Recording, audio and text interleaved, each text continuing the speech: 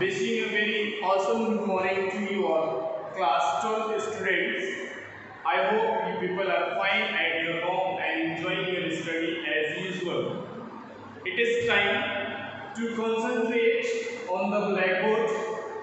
Again, I am here in front of you all to explain about importance of macroeconomics.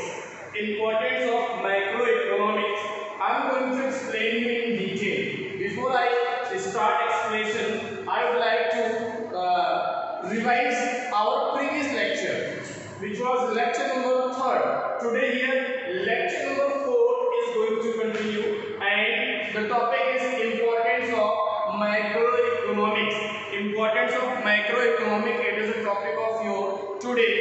You should know what is the importance of macroeconomics. You are understanding the meaning of macroeconomics and microeconomics. You should know the importance of microeconomics. In our previous lecture, we have studied scope and significance. Significance of macroeconomics. हम लोगों ने previous lecture में scope पढ़ा था और significance पढ़ा था. आज हम लोग पढ़ने जा रहे हैं importance of microeconomics. Point number 1. It analyze the trade cycle. Trade cycle. It analyze the trade cycle. Macroeconomics से हमें पता चलता है कि हमारे देश का, हमारे कंट्री का, हमारे स्टेट का जो ट्रेडिंग साइकिल है, जो बिजनेस सिस्टम है, वो कैसे चल रहा है, उसके बारे में वो एनालाइज स्टडी करता है.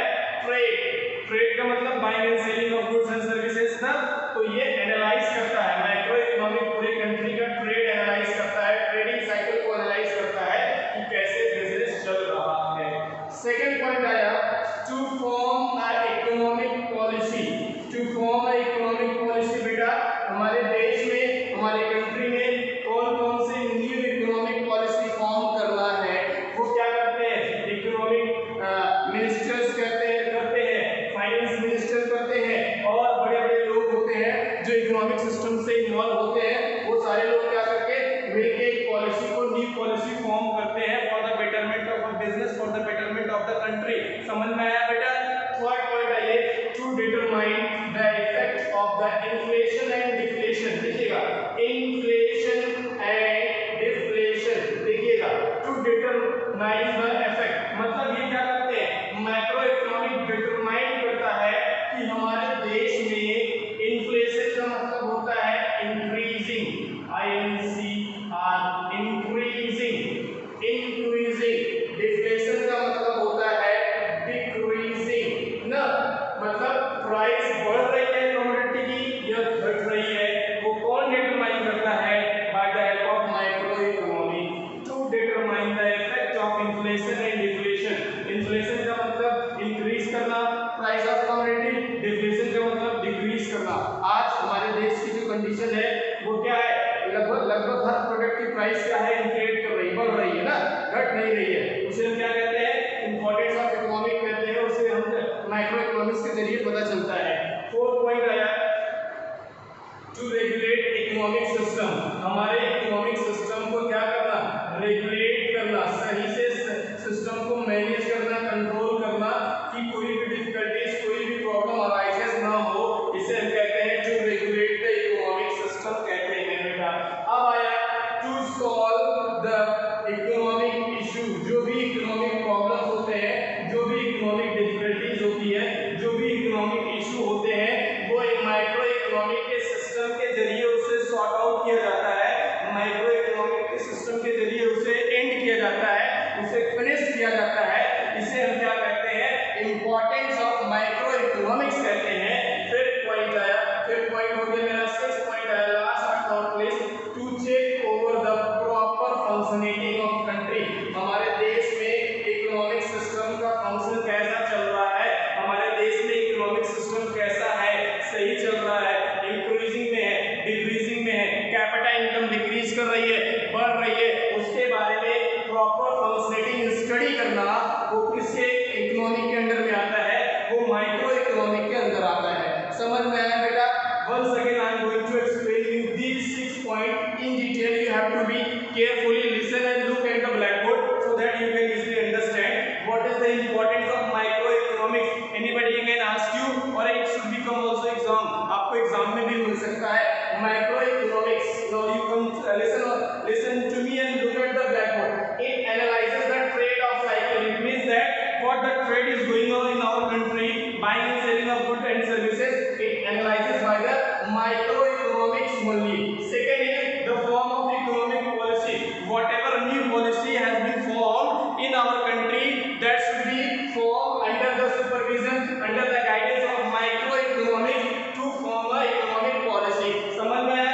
Now third, to determine the effect inflation and deflation, means whatever the price increasing, whatever the price of product of company decreasing, it should be what?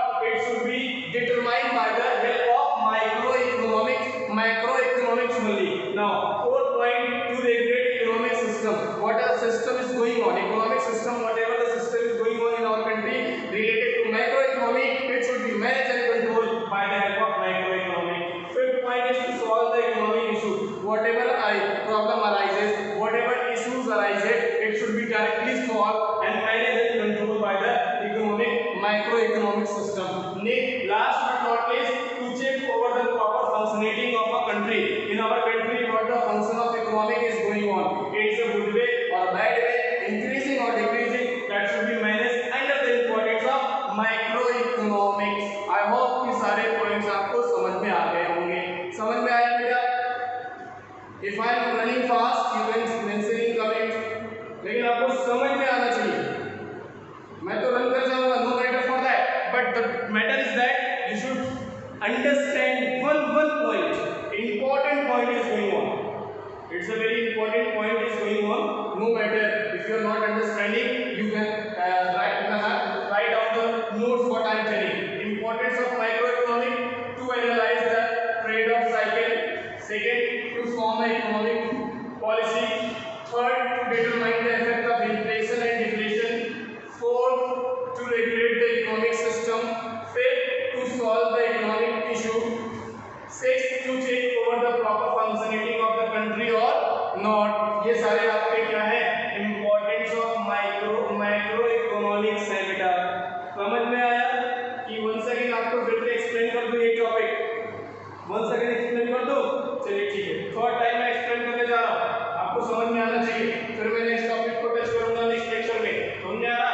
इसके बाद limitation test करेंगे. limitation के बाद आपका maybe chapter is going to be end. समझ में आया बेटा? Everybody is understanding? Very good. Now the lecture number 4 is on progress. Introduction, name of your chapter, and the book name is economics. Topic is important of economics. Point number 1, it analyzes the trade of cycle. It analyzes the trade cycle, means कि ये हमारे country में क्या business कैसे चल रहा है उसको एनालाइज करता है. Second, to form economic policy. ये इकोनॉमिक पॉलिसी को फॉर्म करता है, नई नई पॉलिसी लाता है इकोनॉमिक सिस्टम में. Third, to determine the effect of inflation and deflation.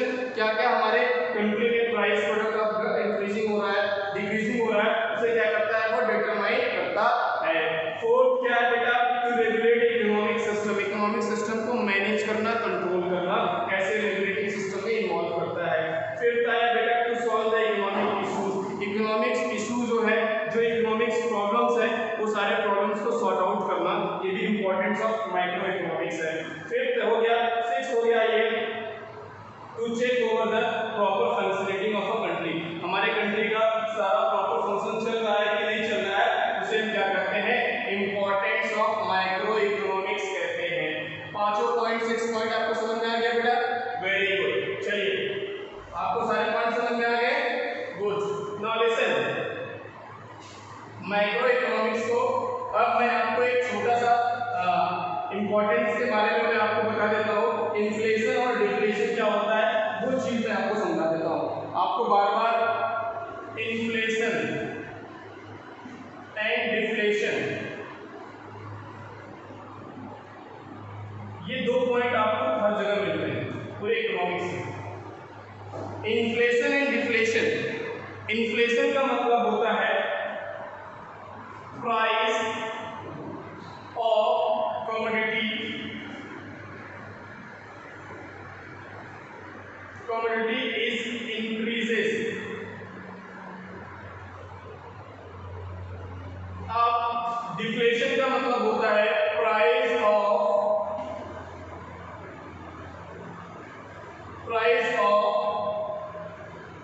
commodities decreases is called deflation. Inflation बढ़ जाना, डिफ्लेशन घट जाना ना। आपके इकोनॉमिक्स में क्या होता है, आपकी कंट्री में क्या होता है, अभी देखिए पेट्रोल की प्राइस इन्फ्लेट कर गई है, पेट्रोल की प्राइस जो है इन्फ्लेट कर गई है, प्राइस बढ़ गई है ना। जब प्राइस ऑफ कमोडिटी बढ़ जाती है तो उसे इन्फ्लेशन कह देते हैं, प्राइस ऑफ कमोडिटी घट जाती है तो उसे हम क्या कहते हैं, डिफ्लेशन कहते हैं।